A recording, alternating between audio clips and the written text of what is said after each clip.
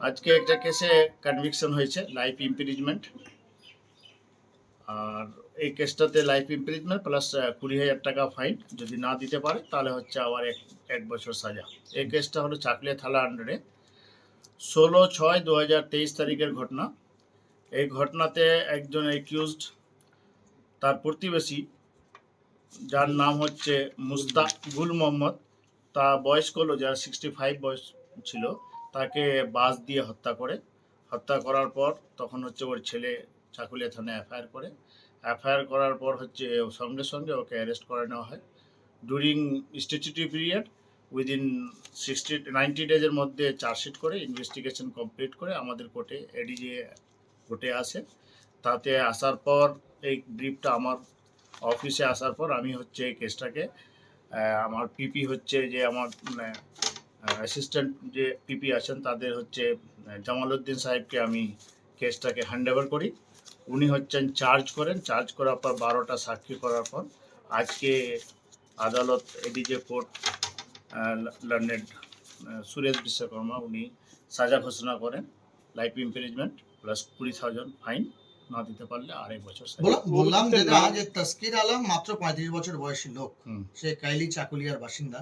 যাকে মেরেছে তিনি হচ্ছেন গুল মোহাম্মদ, 65 বছর বয়সী একজন বয়স্ক লোক। কি কারণে মারলো তাকে বাস দিয়ে পিটিয়ে? বাস দিয়ে কারণটা হচ্ছে ওই রেসপেক্টেবল পারসন গুল মোহাম্মদ, সেদিন উনি বাড়িতে ছিলেন। এ হচ্ছে ক্রিমিনাল অ্যাক্টিভিটিস গ্রামে যেটা হয়, উনি হচ্ছেন ক্রিমিনাল একটি চুরি চামারি করতো, তাতে মাঝে সাঝে ওকে ইন্টারফেয়ার করে।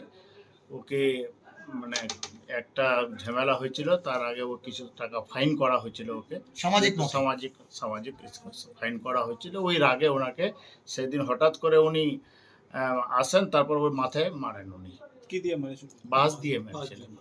সেটা রিকভারি হয়েছে, রিকভারির পর তখন সিজার করে ওটাকে প্রমাণ করা হচ্ছে। ছিল পিএসআই দিগন্ত মণ্ডল, মানে প্রথম কনভিকশন ওনাই ভালো ইনভেস্টিগেশন করেছেন দিগন্ত মণ্ডল। আর পিএসআই মানে ওর প্রভিশনারি অফিসার ছিলেন, এখন বোধহয় পাঞ্জিপাড়াতে পোস্টেড আছে। বলছি এত তাড়াতাড়ি এই কেসের একটা নিষ্পত্তি করতে পারলেন আপনারা, কি বলবেন এই বিষয়ে? দেখেন, custody trial case investigation complete হয়, সাক্ষী যদি আমরা তাড়াতাড়ি চলে আসে তাহলে সঙ্গে সাজ হওয়ার চান্স হয়। তো আমরা চেষ্টা করেছিলাম সাক্ষীদেরকে নিয়ে আসার, প্রম্পট এটাকে করে বেশি সাক্ষীও হয়নি, যেহেতু এভিডেন্স প্রচুর মানে হয়েছিল। একসঙ্গে আমরা এভিডেন্সটাকে কালেক্ট করে আমরা সিলেক্টিভ কিছু উইটনেসকে সাক্ষী করেছি। কতজনের সাক্ষী করেছিলেন? 12 জন করেছি। ঠিক আছে। কেস কবে স্টার্ট হয়েছিল? কেসটা ওই তারিখে 16/6/2023 থেকে স্টার্ট হয়, সেদিনই ঘটনা, সেদিনই কেস স্টার্ট হয়, আর সেদিনই অ্যারেস্ট হয়। সেদিন থেকে জেলে আছে।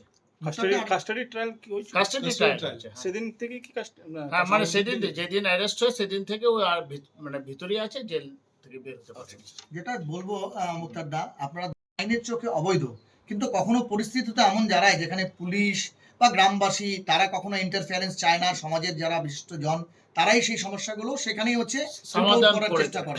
সমাধান। কিন্তু এই যে ঘটনা এরকম ঘটনা তো আকসারও ঘটে থাকে, তো তাদের উদ্দেশ্যে কি সতর্ক বার্তা দিতে চাই? দেখেন, তাদের উদ্দেশ্যে আবার বার্তা হবে কি, সালিসি সভা এটা তো আমরা এখন হচ্ছে না, কিন্তু গ্রামে হচ্ছে কি একজন গণ্যমান্য ব্যক্তি এভাবে একটা লোককে হত্যা করলো। আমরা যদি করি লোকজন সতর্ক থাকে ক্রাইম থেকে, আর ছোটোখাটো ঘটনাগুলো বড় হয়ে যায়। এই যে চুরি চামারি করছিল, চুরি চামারি করে এই রাগ, এটাই ওই ছোটোখাটো চিজগুলো গ্রাম থেকে তুলে নেয়, এটা নিয়ে ওকে শাসন করেছিল যে তুমি এগুলো করো না, এই শাসনে করেছে। আমরা বাবুকে কোনো রকম ক্রাইম, ছোট্ট হোক বা বড় হোক, ক্রাইম থেকে দূরে থাকতে। সেদিন তসকির আলম একদম আইন হাতে তুলে, যাকে মেরেছে তারও তো ফ্যামিলি আছে, তারও তো বাচ্চা আছে, ফ্যামিলি, তারা কিন্তু এই কেসে খুব কোঅপারেট করেছে, প্রত্যেক তারিখে আসে। আমরা আইন কোনো মতে হাতে নিতে নেই, কেননা আইন এইভাবে যদি একটা ছোট্টখাটো নিয়ে একটা মার্ডার হলো, তার যদি সাজা না পায়, পরবর্তীতে কিন্তু আরও সাহস পাবে, অবশ্যই মানে আরও সাহস পাবে এইভাবে যদি করলে সাজা, মানে আমাদের বেল হয়ে যায় বা আমরা ইকুয়েটেল হয়ে যাই, তাহলে ক্রাইমটা কিন্তু বাড়বে। আমরা চেষ্টা করতেছি কি কাস্টাডি ট্রায়াল করলে হয় কি ভিতরে থাকে, আমাদের সুবিধা হয়, কেননা ও এভিডেন্সগুলোকে টেম্পারিং করতে পারে না, আর সাক্ষীদেরকে মানে থ্রেট করতে পারে না। আর এরা যদি বের হয়ে, তাহলে একই গ্রামের লোক, একই ওখানকারই সাক্ষী, তাদেরকে এভিডেন্স ট্যাম্পার করতে বা থ্রেট করতে পারতো, ভয়ে সাক্ষী দিতে না বসতে পারতো। সেই জন্য আমরা কাস্টাডি ট্রায়ালটা করি। ঠিক, ধন্যবাদ। গোলাম মুর্তুজা, বাড়ি? বাড়ি कैली बालूटोला, पंचायत विधानंदपुर, थाना चकलिया, जिला उत्तर दिनाजपुर। বলছি যে আপনার বাবা গুল মোহাম্মদ একজন খুব সমাজদার এবং সেই সঙ্গে সমাজের প্রতিষ্ঠিত লোক ছিলেন। তো আজ থেকে প্রায় 2 বছর আগে আপনার বাবাকে সেখানকারই একজন তাসকির আলম তিনি বাস দিয়ে পিটিয়ে খুন করেছিলেন। আজকে তার রায়দান হলো, কতটা খুশি আপনারা? ভালো খুশি, আমি ভালো খুশি। ওকে আমার বাবাকে মারছেও আমি ভালো খুশি, কিন্তু ওর সাজা দিয়ে দিলে তো ভালো খুশি, কিন্তু আর কাউকে কেউ মারবে না, আমাকে এটা ভালো। কি ঘটনা ঘটেছিল সেদিন? ঘটনা ঘটেনি কিছু, ও বদমাশি করছিল, ওই ছেলেটা বদমাশি করছিল, আমার বাবা ধামকাইছিল যে এরকম বদমাশি কেন করিস, বদমাশি করিস না, ওরকম করতে করতে আমার বাবা বাথানে ঘাস দিতে গেছিলো, বাথানে ঘাস দিতে, গরুকে ঘাস দিতে গেছিলো, ঘাস দিয়ে ও উল্টে উমুখে ছিল, ও পিছন থেকে বাঁশ নিয়ে, ছোট বাঁশ নিয়ে, একটু 2 আড়ি হাতের বাঁশ নিয়ে পিছন থেকে মারি যাচ্ছে, মারি তারপরে গিরে গেছে, তারপরে মারছে, এরকম প্যাঁড়তে খিঁচেছে, বলছে কত গুল মোহাম্মদ মরলি, ওই না মরলে আরও মারবো তোমাকে, ভেজাটা একদিকে নিকলে গেছে, তাও মারছে আমার বাবাকে। গ্রামের লোক আস্তে আস্তে ডোরে বেগলে ভিড়ে না, কেউ বগলে ভিড় না, বেগলে ভিড়ে না ডোরে। তারপরে পুলিশে কেস হ্যাঁ, করেছে। পুলিশে কেস করে, পুলিশ আসলো, রিপোর্টার আসলো, সবাই দেখলো, তার জন্য ওকে উঠাই নিয়ে আসলো। আজকে সাজা ঘোষণা হলো, আপনি খুশি তো? হ্যাঁ, আমি খুশি, সবাই খুশি। আপনি কি চান যে মানে এইভাবে যে মানুষকে হত্যা করে? এগুলো আমাকে ভালো নেই, সাজা হলো তো ভালো হলো, এরকম মানুষকে কেউ মারবে না।